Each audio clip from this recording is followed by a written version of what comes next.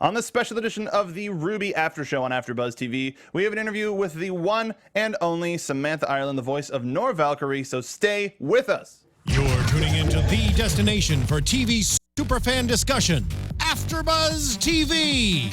And now, let the buzz begin. Hello, everybody out there on the internet. Welcome to the special edition of the RWBY After Show. I am one of your hosts, the internet's Mark B. Donica. You find me on Twitter at Mark B. Donica, joined by one of the newer members of the AFTERBUZZ TV Rooster team, Stacey Shuttleworth. Yes, indeed. I'm Stacey Shuttleworth. You can find me on Twitter and Instagram at Stacey Shuttles. And we are overjoyed to welcome into the studio one of my favorite people, the one and only Samantha Ireland. How are you doing today, Sam?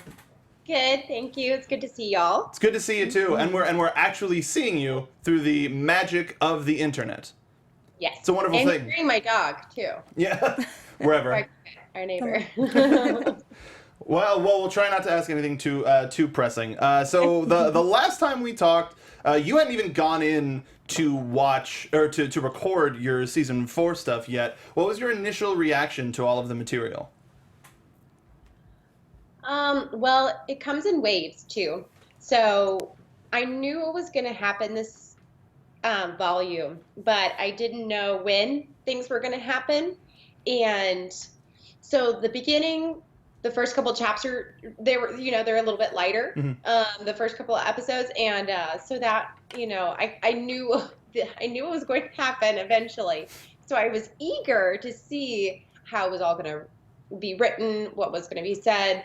And when those waves started to come in, I was very emotional, but I was also very fulfilled because we got to see specifically Ren's backstory too. But I mean, we got to see that scene that they told me about a long time ago, and so like I said, it was fulfilling and heartbreaking at times, but I knew it was gonna come out at the end. So which scene are you talking about that you the scene that they so it's the backstory in the chapter 10 and for Ren and Nora when they're children, and when the I forget the big Grim, the horse Grim, the Nickelneve? Yeah. Okay. When he comes into the town and everything's being destroyed, and Ren sees Nora underneath the building, and he goes to her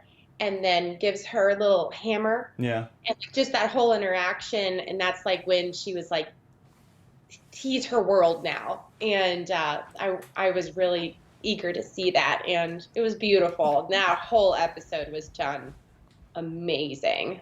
So it really was. We got to see so much of Ren and Nora's relationship and their past and how, they came to be. And I think that hit an emotional chord with a lot of us. Definitely. Yeah. What was it? I was a mess kind of when I was reading it. Speaking to how the relationship has grown, how has it been like working with Neith? I don't get to work with him. Yeah, it's all just sent. It's all, we're all separated. And so that's why it's even more interesting when you get to watch, because you do different takes with different lines, you get directions and where to go, and you always wonder what the other actors are going to do, and you're going to wonder what the direction they're going to take, and for the episode when it actually is revealed. And with that episode specifically, I don't know, even the last, the very last episode, I think Neith has done a tremendous job. And he's, I don't know, I think he's really come into the character really, really well, almost matured, just like we all have in this season, all our characters have. And so I don't get to work with him, unfortunately, but I get to see afterwards what we both came up with separately and how it works when it's put together. One of our fans wanted to know, the screen name Make It Aqua wanted to know, what is your interpretation of the helicopter scene at the end of season 4 between Nora and Ren? I squealed. Because that was the first time. Because I didn't read that. I didn't know that scene was going to happen. Because I have no lines in it, so I don't know. And when I was watching it, I squealed and I turned to my husband and I said, "He grabbed her hand," and that was, she's always the one that's hugged him, who's gone to him, and obviously in a fight he goes to her and he protects her. But that was the moment. I don't know. I think it made me feel like they're like he's finally on the same page as her. I think he had to emotionally get through what happened to him as a child. And with Nora, I mean, we don't know what happened with Nora, or how she got into the situation that she was in when we met her as a child. We don't know that, but we got to see the troubles and the struggle that he had to go through. And I think facing his fear and doing it for his family and defeating that for himself, that grim, it kind of maybe opened a door for him. And I mean, I'm hoping it means more than just being on the same page, but like, I don't know.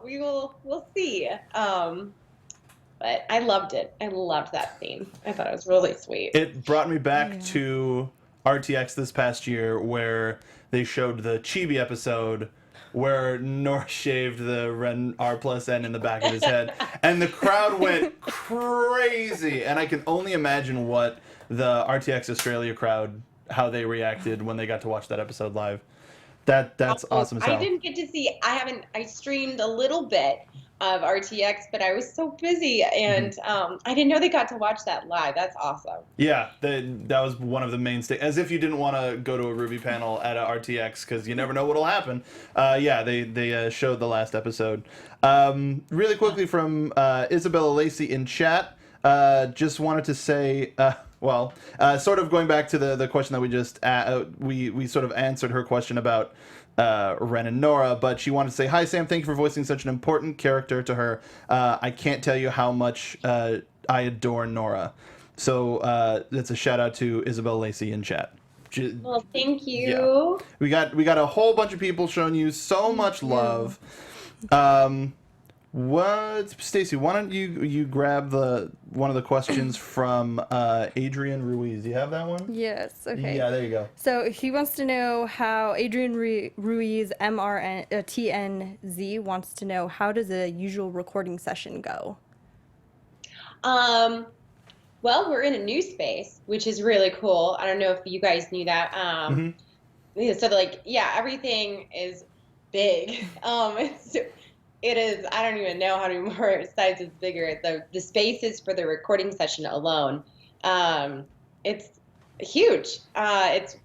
It's both liberating, but at the same time, I walked in, I was immediately fearful. I was like, there's so much space. This isn't like how it was. It was so comfortable. And I know a bunch of people kind of complained about how hot it would get in that booth and how little space there was, especially when you want to do efforts. I move a ton when I do efforts, so I can try to emote the same thing as physically as possible. And but it was a little intimidating walking into the new space. But so typical. You walk in and you talk to Carrie for a little bit, and if Miles is there, you get to talk to him too. And Miles sometimes is there in a session, but he's kind of bouncing around a lot. But Carrie's there. I mean, he's a full-time director.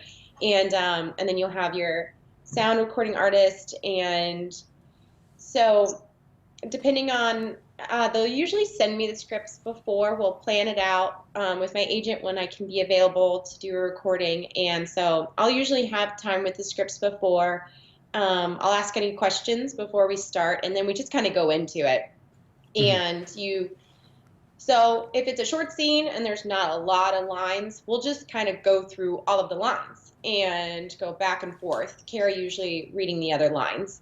And sometimes we'll do that, and then we go back to the top of the scene, and then we'll do a 3-pass. So you do 3 different takes on each line. And those are harder to do when you've got a few more lines, like you've got like a small monologue, but that's kind of how it goes. And then after, you do usually efforts that they haven't gotten, or do a whole new fresh things of efforts, especially with this, because we're a little bit more mature.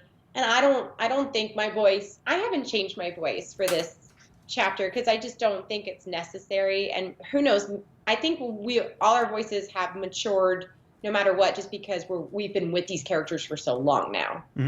Like, it's painful to watch volume 1, so nobody does. And it's just, it's awful. And come on. But we're in a place now where our characters, I think, are just really second nature to us. And so yeah, that's kind of how it goes. And then we'll talk a little bit after about where they want to take that episode, or we'll just, hang out for a little bit. And that's kind of how a recording session goes. Cool. Appreciate going into such detail. Speaking of Nora's voice, Uncle Steve from the Rooster Teeth website, love that name, wants to know, did you get the inspiration for Nora's voice from someone you know, or did it come with working it over time? No, I didn't get it from anyone. When they were auditioning for Nora, I reached out to my friend Brandon from Mahini. He wasn't in the animation department, but I said, hey, I heard you guys are doing a new animation. Do you think there's a character that I could audition for? Is there anything that I could be okay with? And he had just seen me in a play where I played a very hyperactive girlfriend, and very dramatic, and I think that sparked him to tell Monty, like, you should audition Samantha for that role, for this really cheery role. And she's incredibly hyper, and so that's what I was told. I was told she is hyper, incredibly fun-loving, and she's a badass. And I mixed that in my head, and a voice came out, and I morphed it a little bit higher pitched, and that was kind of it. And I mean, over time, it's easier to get into that register, but I don't know. Like, it wasn't anyone that I know. It was just something that, like, in my head, those pieces came together, and this voice came out. Just naturally a part of you. Happened. Yeah. So going off of the voices, Mecha_Dragon from Rooster Teeth wants to know, what is the easiest or hardest part about doing Nora's voice? And they're also wondering about the Flower Scouts. Okay. Because the Flower Scouts are different. The hardest thing is just getting into the register. I feel the older I've gotten, the lower my voice has gotten, which is great, but it's hard to do for Nora. So I usually I ask them if we can do it after 1 p.m. So my voice is really warmed up, and I have to think high. I have to look high in my head when I do vocal warm-ups before I get there. And then I still kind of have to warm up right before. And if my voice is feeling a little strained, I ask for hot tea or something, because I'm a diva or something. But it's just so it's nice and loose and it's not tight. Because if it's tight, then I can hurt my voice if I'm up there forever. And so that's probably the hardest, is trying to get into that register. The Flower Scouts are different. So I record them all separately. So I'll do Tabby all together, I'll do Sasha all together, and I'll do Erin all together. I usually do Sasha first because she has the most lines, and she's the middle range. And my physicality completely changes when I do Flower Scouts. I look like a mean girl. Like, my whole body changes, and I have my arms out like this. And I'm not going to say I have more fun doing the Flower Scouts, but they're a part I don't get to play often, and I've always wanted to play a mean girl or a valley girl. I get to just put those two together. And like, Tabby's a freaking mess, and she's such a mess. But to remember not to sound Tabby and Sasha, sometimes I feel like sound too much alike, and so I have to really separate the two, because Tabby, I feel like, sounds a little more childlike, and she's supposed to be a little bit higher. But Erin is so different from them. I really like to do Erin a lot, and she has very little lines, but they're very funny. I think to me, they're usually the punch of the joke. Oh, sure. Like, yeah, so- she's the dumb one. Yeah. Like, they're all dumb. So, but yeah, I think the hardest part is just not making them sound too much alike, but at the same time, they do have to sound alike. So it's a fine line that I have to play with. It's a masterstroke in character work. While we're on Camp, now that the entire season is done, whether it involved the Flower Scouts or not, what was your favorite part of work? What was your favorite part of that show? I don't know. I loved so much about that show. Seriously, I loved all of the characters. I love Blaine's character, the bully, who tells you why he's acting the way he is. And like, I love that aspect of it. I love how it's so self-aware. Oh God, Michael Jones was so good as Max, and God, Elizabeth was so good as Nikki. And I mean, everyone was just amazing in the roles. Like, they really picked everyone very well. I'll tell you an episode that was very Spooky Island episode. Yeah, Return to Spooky Island. Yeah. Fuck. Like, excuse my French, but like, it like threw me for a loop, and I was like, oh God, I can't believe what I just saw. That one was great. But I don't know. I think the writing was amazing. I love the rap that they have a part of it. I love how Miles is really his character in real life. So what are you looking forward to for the recently announced season 2? I'm looking forward to Miles has told me a little bit about an episode that he would really like for the Flower Scouts, and I just got a couple of scripts and I haven't gotten a chance to look at them. I'm hoping one of them is actually that episode. But I can't say, but I think everyone will get a really, really good kick out of it. I think it's it's going to be completely different than all the other episodes, which is always great. Yeah. But I think I hope they do it. Miles really wants to. I hope they wrote it. I'm looking forward to that. But beyond that, I don't know what's going to happen in season 2, because also I'm not sure if they knew they were going to have a season 2. I think they always have to wait to see how the response is with new shows. So, I mean, and they just made the announcement, so I'm assuming they've known for a while. But yeah, I don't know. I think it's a great show. That's one of the shows that if someone has never watched a Rooster Teeth animation, before I say, watch RWBY, I usually let them watch Camp if I know their personality a little bit. And I highly recommend that to watch first, because it's easy to watch, it's hilarious. And then it's amazing to see how opposite RWBY is. So you can see the true talents of everyone in the company. And then even going into, like, is it just touching on CT a little bit? Do you even recommend people getting into Red versus Blue at this point? Is there a place where you would you start them with freelancers, or? That's the thing with me. I mean, I had never watched Red versus Blue before I auditioned.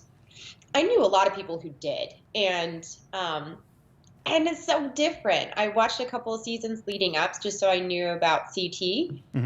But it's still, like, first off, didn't make sense to me, half of it. And then I like the Project Freelancers. I think it's a great story. I think there's a lot of relevant themes.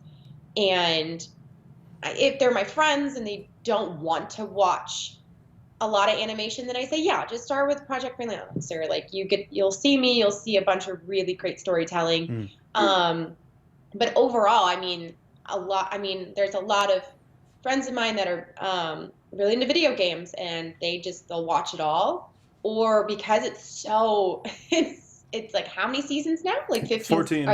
15 starting this spring.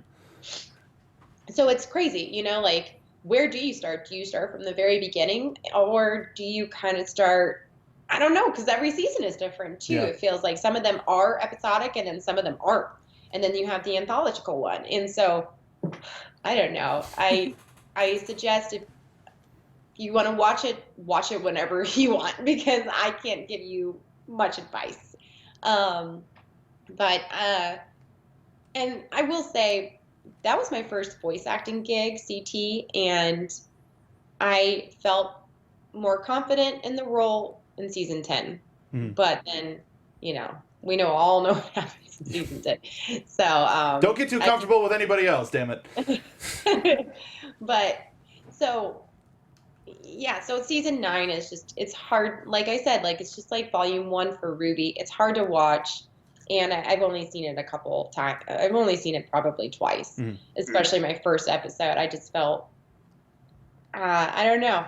I felt like it was such a new world. It was a nice challenge, though. And I think I feel a lot more comfortable in the booth now when I go in for commercial work or when I go in for other projects. I feel a lot more at home in front of the microphone than I did before. That's awesome. That's a super killer. Speaking of entry points, would you recommend RWBY Chibi as an entry point into the show a little bit more so than starting on season 1? For somebody who has no reference to it whatsoever. I don't know. I think maybe it's okay to start with season 1, but like go in with like asterisks, like we're all trying to get to know our characters. The animators are trying to learn new tools, and the story is just beginning. Like you have to put all of those things in front of it, and just as like a warning. But I think it's good to know like where these teams came from. How it all kind of started. And it's just something that it takes the time to get to where we're at. And I think it's important, but at the same time, I think if you read about it and you jump in maybe at season, I don't know, maybe season 2 or 3, maybe 3, I think, I don't know, then you miss a lot. I don't know. It's hard. But with RWBY Chibi, my son can watch RWBY Chibi, which is awesome. And because he cannot watch RWBY, and he's 3, he can't, and so I had to watch it at nighttime, because in the mornings I used to be able to watch it when he was tiny, but now he wants to know what mama's watching on the computer, so if he's watching his cartoons, so I have to be really mindful about that. But RWBY Chibi, I think it's a nice alternative to what we've all been emotionally been through for volume 3 specifically, and now volume 4. I think RWBY Chibi is just fun. It's cute. It's quick. I think there's something for everyone. And I don't know. I don't think you have to watch it to like RWBY, but I think you could just watch RWBY Chibi on its own, and you don't even have to watch RWBY to really enjoy it, which is kind of nice. But I recommend watching it all for RWBY. Good recommendation. So for the Chibi, do you have a favorite sketch? My favorite sketch is the one where Nora has too much coffee. Were you Samantha Ireland officially become a part of RWBY canon? I read that one, and Carrie kind of prefaced it, and he was like, we're not sure if this is going to work. And I read it, and I said, that is the best thing I've ever read in my life. We're doing it. We have to do it. And I think they did it really well. And a bunch of people, I watched reaction videos for a little bit on it, and I think it went over really well. And my son freaked out too, because he knows it's weird how a 3-year-old, he knows that's me, like, because I'll do Nora voice for him, but the first time he watched it, RWBY Chibi, and Nora came on, and he looks at me, and he looks back, and he's like, "Mama, that's Mama," and I was like, "Yeah, it's still Mama to a degree." And but that episode, he got to see it, and he freaked out, and obviously it doesn't make sense to him, but yeah, that's my favorite one, and also the the pure one that when she comes back. Yeah. And everyone sees pure. I'm like, those are my two favorite ones for sure. And I know they have to do with me, and that sounds selfish, but I think Nora and Ruby ruled that world, you know. Sure. Ruby Cheeky. That was like, that was them. That was like probably in their minds, you know, like how the world was. Yeah, I mean, for me, Nora in Chibi sort of flashes back to her how she was in Volume 1 with her initial erratic behavior when we first meet her. We sort of have no idea who the hell this person is, but just a compressed ball of energy. Did you ever find out what a sloth sounded like? I didn't look it up because personally, I think she knows what a sloth sounds like. And That's correct. That is perfect. Absolutely beautiful. We got another question here from on Twitter, Aaron_Jean_. If you could have a semblance in real life, what would it be? I'm not gonna lie. In real life, I do kind of like Ren's semblance. That would be really nice. Oh, but I don't know. I think I like maybe Yang's at the same time, even though we did learn that it's basically kind of a big temper tantrum. But I kind of like that one too. Maybe we could just put them all together. Super And that semblance? could be my But speaking of using anger as a weapon and a bit of a temper tantrum, you put out a short film recently called The Saw. For folks who haven't seen it, can you give them a little background on it? It is about a woman who discovers a unique method to coping with her anger management. That is my elevator pitch. Nice. And where can folks go if they want to see it? Well, I had to take it down, unfortunately, because now it's in the festival circuit. Okay. Which, like, that sounds like so legit, but it's not really. But I'm just putting it to a couple of film festivals for like amateur filmmakers, female filmmakers, comedy festivals, just to kind of get a feel, maybe get some feedback, because I mean, that was my first film. I never went to film school. Kind of wish I did to a degree, because that's mainly what I work in now. Mm-hmm. And my degree's in theater, and but it's directing my concentration is, and I wanted to see if I could transfer what I learned in theater and what I've learned about film and working on sets and being an actor. And I've been a little bit of a producer before, and so I wanted to make a film, and I get a lot of the same roles. I get girlfriend roles, I get sweet roles, I get, very like ingenue-like characters, even though I'm not even a typical ingenue. I'm more of like a girl next door. Mm-hmm. And I'm tired of it. I want more challenges, and I wanted to write something for myself, and they say, if the roles aren't out there, write it. And that's always been something I've been scared of, and so I took a class to make my first shitty film, and that was the goal. That was the goal in the class, was to make your first shitty film, so that your next film could be better. Mm-hmm. And that's how anything works. You practice, and it opened a lot of doors, and it opened a lot of creativity inside of me. And I'm actually writing my next short film, and I'm really liking where it's going. And I have 2 feature films I've outlined. So to say that I'm writing, like to say a year ago a year ago, if I would have told myself, you're going to make a film and you're going to start writing screenplays, I would have been like, no, not even in the least bit. And so I'm really glad I made the film. And there's a teaser up on YouTube right now, and it should be, you can find it through my website on SamanthaIreland.com. But I'll be posting a little bit more. We've gotten selected for a few monthly film festivals, which are pretty cool, and we're going to be hearing back from film festivals, ones that are going to be taking place all over the country. And so we'll see if we'll get selected anymore. If we don't, we don't. And if I'm really happy with it being my first try, if that makes sense. Totally. No. Yeah.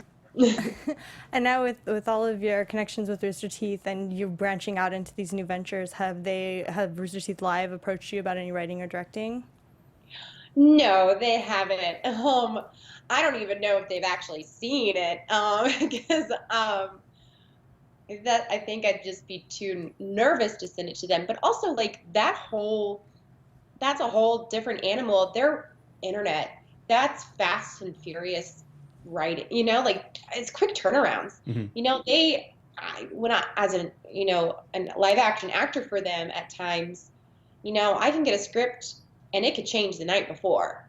And that's what we go in with the next day to shoot, which is fine. But that's the world of the internet. Everything changes so fast, and you have to get up something on its feet before it gets too hot or before it dies. And you have to be on the cutting edge. And I don't personally know if I have the chops for that specifically, but I feel the more I put out there, possibly, who knows? I mean, they need more female directors. Love you, Rooster Teeth, but you do. And but you know, who knows? And it's not something that I went into thinking, oh, what if Rooster Teeth, you know, likes it. It was more of like, I hope I like it.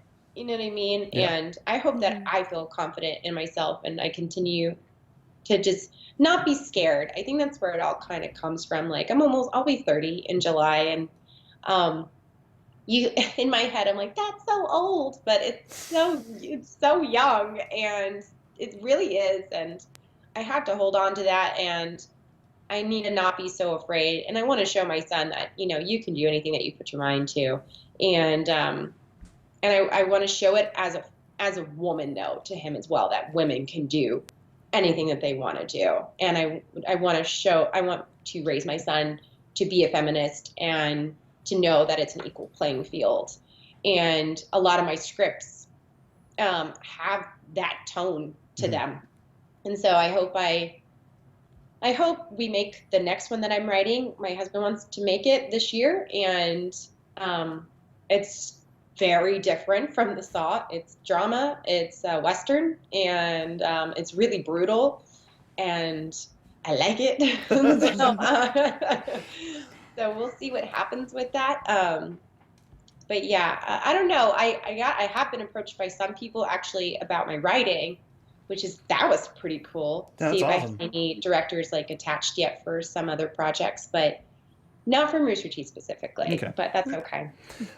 Speaking of stuff you're working on, you were a part of a Kickstarter last summer for a project called A Stagnant Fever. Do you have any updates for us? They're actually in color correction right now, and I think after that they're going to be solid, and then it'll be sent to the film festivals. I just saw, I think it was the night before last, I saw that they had a poster up, and that they had a screenshot too, and the coloring, what I saw looked really pretty. That was really cool. Those were really, really young filmmakers. I was the oldest on set.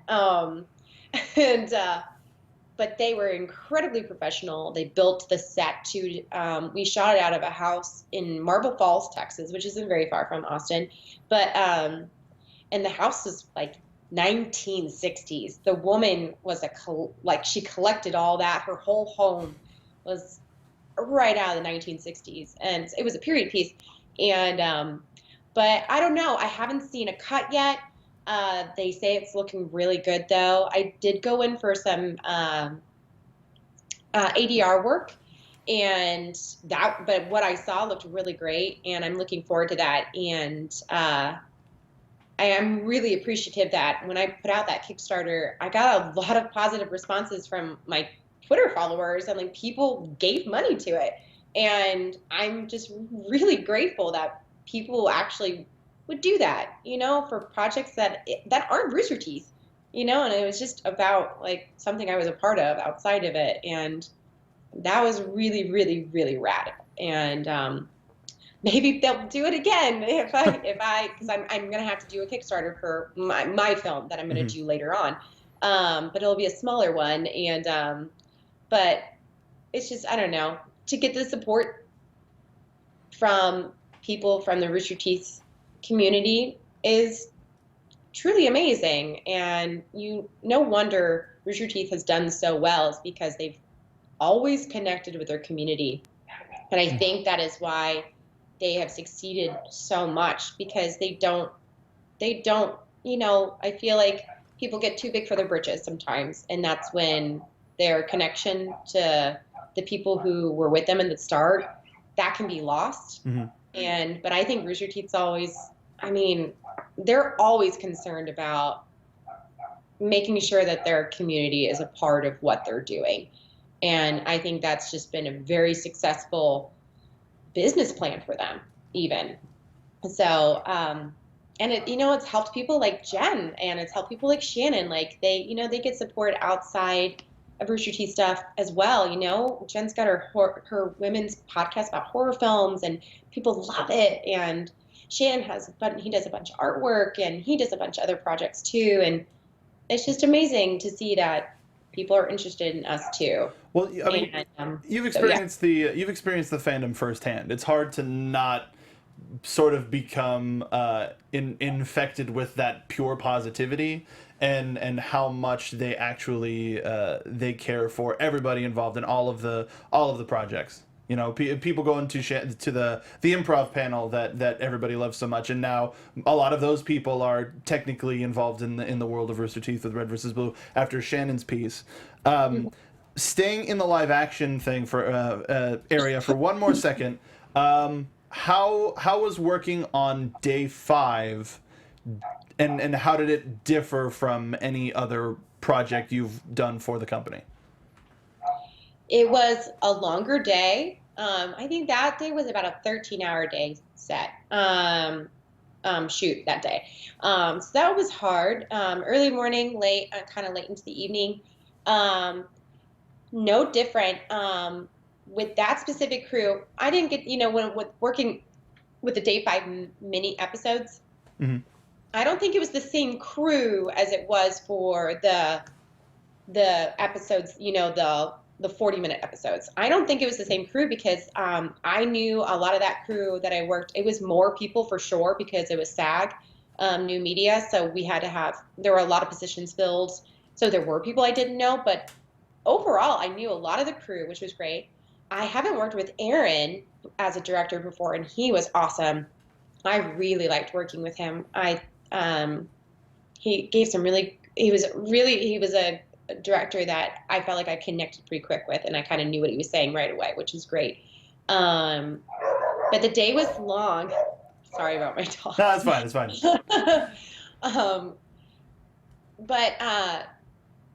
Yeah, I think that day it was just long. Everyone was trying to get through it, and we had a lot to cover in that day, even though the episode is maybe like 7 minutes long. But yeah, like thinking about it, like my short film was 7.5 minutes long, and that took us 15 hours, 16 hours to shoot, and then we're doing it in 13 hours for Rooster Teeth. And we're getting a lot. It's a lot of story that we have to put out there, and there's 2 turns in it too. But it didn't differ too much from, I will say, when you do the RT shorts, they're comedic. Everyone's having kind of a lighthearted day. Day 5, we had to stay in that world a little bit, and it was just it was darker, but not because the set was darker, the people were upset or anything. It's just a different subject matter. So I think sometimes the tone of the script helps the tone of that day, and it can and it's good sometimes. Sometimes that's a really good energizer, or it's a really good connection for some people, for some actors. And that was really cool too. We actually shot it out of the PBS studio in Austin, right on UT campus. So we actually got to be in a television studio and actually be in a control room, which was crazy. And it was hard to shoot in too. A lot of tight corners and loud rooms. And so the day was long, but the day was rewarding. And I think it came out pretty well, that episode. It was the last bit from the world of Day 5 that we saw until the recently announced season 2. But yeah, that short with that little bit of hope was a wonderful thing to end that terrifying horrorscape of a United States in. Yeah, so it was a wonderful way to leave us. Speaking of your dog, weird how that came up. Totally unintentional. Didn't prepare this question at all. What do you think Nora would have as a pet? No.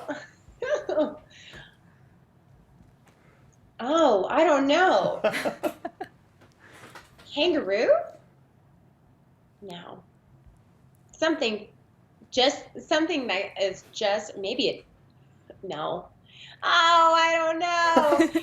A cheetah? A cheetah? I don't know. Nora, how do you feel about that? I don't know. If anything, maybe she does have a really, really fun dog. Maybe she does. Just to be, you know, maybe not like Spy, but like a Mastiff.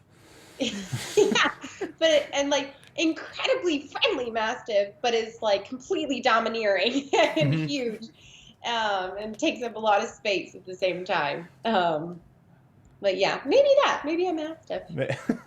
We have a couple of folks in the chat. Fireheart47 says should definitely be a sloth. And Tech, would the sloth keep up with her? That's the thing. She'd Yeah. have to always hold the sloth, probably like among her, because they're so slow. They're so cute. She's moving so fast that she just the sloth never catches up with her. And Tech Elmercast says an Ursa, because why not? Oh yeah, that's so true. Just a giant pet grim. Sounds about right. Last one, a parrot that says "I love you" in Ren's voice. That was from Viva Mort Valken. What? Just so that she has Ren saying "I love you" to her, but it's a parrot. So, That's so sweet. I like that. yeah, everybody in the chat is giving you love. So to sort of round out the rest of the interview, let's we'll end on a little bit of Nora and the future of her. We're learning more about everybody's family, but what do you personally want to know about her family? Well, I want to know why she ended up there in episode 10. You know, I want to know why is she by herself as a child? She's dirty. She's stealing food from the trash. I want to know how she got there. And I don't know if we'll ever know. So, that's what I would like to know. Carrie, that's what I would like to know. Fingers crossed. Well, we got a little taste of a Nordic kind of grim popping up. Are there any other kind of Norse tales related to Nora that you'd want to see her face up against or see come up in her past? That would be really cool too, because I've always been really interested in that connection. I don't know, like, because I mean, the New Grimm came this. I mean, we've had a lot of New Grimm kind of come out, and maybe there is a connection to her life that we're going to see, kind of like with Ren. Maybe there is a battle, maybe there isn't, or an internal battle that she had as a child. But I think that would be really interesting if they did touch on the Norse side, because that's always interested me, and I want to know more about it personally. If there is a connection, you would think there is. You know, it's all right there. So we'll see. I don't know. I wish I knew, but then once I know, I can't say. Yeah. You know? Right. So at least this whole like not knowing, I can be like, maybe this happens and maybe this happens. Like, I'm trying to keep it all sort of like we're both trying to keep it all opinion, so that we don't get the "well, you'll see" that we're so familiar with. Speculating. Yeah. Lego Master 121 from the Rooster Teeth site wanted to know what your favorite part of this volume was as Nora, and just in general. As Nora, my favorite parts were every time that like her and Ren were there for one another. Specifically, she was there a lot more for Ren. She covered up them not going into the town, them going over the mountain. Those were the moments where we got into emotional depth with them. Those were my favorite moments as Nora. They were awesome to record. I felt like it was completely different than what I've ever recorded, and it was refreshing. And I think it was good for the audience too. I think it was rewarding for everyone who was watching. Myself, there were just really great moments this season, and this season was beautiful. It's always beautiful, but it was just striking at times. And even the parts with the evil, with Salem and Cinder, and oh my God, Tyrion was creepy as God gets out. Like, the part where he's like destroying that Grim, and it's out of frustration, and then he starts laughing, and it's just like, oh God. There were moments like that, but I liked a lot of the redemption stories. That I think Yang's story is really important. The overcoming, I think hers was probably the hardest to watch at times, the struggle that she went through, but she overcame it. I think that was done really well. And Blake and forgiving herself and thinking her family had to forgive her, I thought that was a really great story. And how Weiss Weiss, she broke walls down, and she decided, this isn't my life. I'm going to do something that's more important. This is a bunch of BS, basically. And that's a struggle in itself. But for her, I think she became a character I even really like now, because she did that. They were just, I think with the 4 main girls, I loved all of their stories. Even though they were completely separate, they were still on the same page, and they were still fighting the good fight. And that was something I really liked. We felt like they were still connected, even physically they weren't. So maybe that was probably my favorite about the volume. Wonderful. The final question that we're going to ask for our fans, from Shadows1192 on the Rooster Teeth site: if you could choose an anime or TV show for Nora to cross over with, what show would you place her in? Oh, I don't know. I don't watch that much animation. Or just a TV show, like live action, anything. Live action. Okay. Game of Thrones. She'd be on that Iron Throne in no time. Oh my God. I'm trying to think, like, what would be good for, like, a good fighting, good world for her to be in. Stranger Things. Why not? If we're gonna go live action, she could help in the Upside Down for sure. So Should clean that up pretty fast. Yeah, you sap a little bit of the drama out, because here's this woman with a hammer. It's like, whatever. Demogorgon gone. And just imagine the kid's reaction to her too. It'd be worth it just for that. It's like, are you a D&D character come to life? Because you're amazing. You're amazing. That'd be the first conversation. Yeah. Are we dreaming? Did you have any final questions? Like personal? Well, any personal questions? Yeah. No, I'll just say I love seeing where Nora has gone this season, and where you've been able to take her and getting into her background a bit more. So looking forward to that a lot. And I echo that. Everybody in the chat is echoing that. And Sam, it's been an absolute pleasure to be able to talk to you. It couldn't have gone a year from RTX to RTX, so it's wonderful to get a chance to talk to you like this. And everybody else on the team sends their love, and we'll be in Austin before you know it, and we'll see you again soon. I know. I'm so glad I got to do this with you guys. I was sad I almost wasn't able to, but it worked out. I'm really happy, and send my love to everybody that I didn't get to see today. But yeah, I'm looking forward. RTX will be great, like it is every year, and every year. I'm assuming I'll be invited to it again. So us too. Yeah. But yeah, thank you so much for having me. This was great, and it was nice to talk about the volume, because I think it was the best one for sure. And I kind of wanted to wait to the end so that there wasn't any of that. We'll see, stuff. I know. I hate that. it was nice to be able to talk about anything without saying, oh, can we not say that yet? Yeah, it was nice. So any final notes to the folks watching at home where they can find you on social media if for some reason they're not following you? Sort of a last thoughts. Last thoughts. Thank you for supporting Nora and, and the Flower Scouts and supporting me a lot too with my own adventures. And you can find me on Twitter at Ireland_Sam. And my website, I do a blog probably once or twice a month just to keep everyone updated with what I'm doing, and that's SamanthaIreland.com.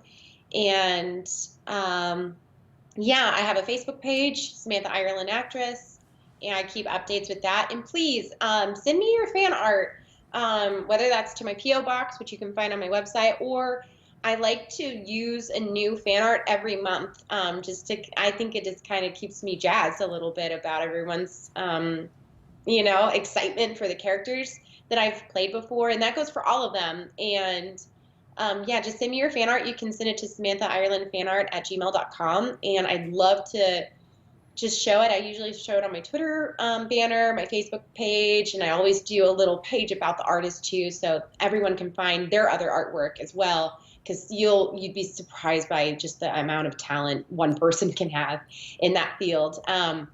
So please send me your fan art, or if you have friends that do it, tell them. I'd love to show it off a little bit more and kind of look at all the stuff too. So I think that's about it. Just keep updates.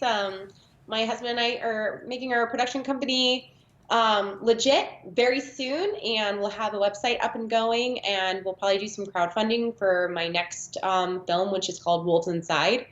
And that's about it. Thank you again so much, Sam. It's always a pleasure talking to you, and we'll see you in Austin. Yeah, see you in Austin. Thanks, guys. No problem. Have a good rest of your day. Bye. Oh boy. Always an absolute pleasure talking to Sam. And yeah, we got a whole bunch. I hope that was as fulfilling for you as it was for us, hearing about her and her direction. What was your favorite thing that you heard from her? I really like kind of hearing about her personal passion for the writing and getting into that kind of world and kind of striking into something new. It kind of is inspiring. Yeah, and her talking about how all of the other sort of hired actors that aren't necessarily working for Rooster Teeth proper have the support of the community. It's because they put so much into their performances and the worlds that all of the fans love so much that makes it that much more like, sure, of course we're going to support you in everything you do.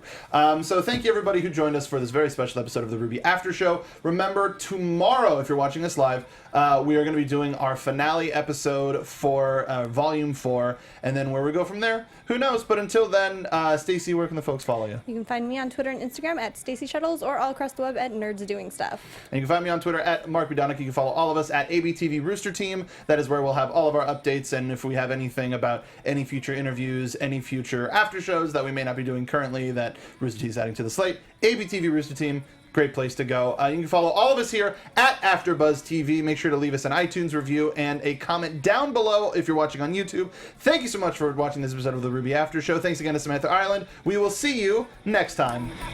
From executive producers Maria Menounos, Kevin Undergaro, Phil Svitek, and the entire AfterBuzz TV staff, we would like to thank you for listening to the AfterBuzz TV network. To watch or listen to other after shows and post comments or questions, be sure to visit AfterBuzzTV.com. I'm Sir Richard Wentworth, and this has been a presentation of AfterBuzz TV. Buzz you later. The views expressed herein are those of the hosts only and do not necessarily reflect the views of AfterBuzz TV or its owners or principals.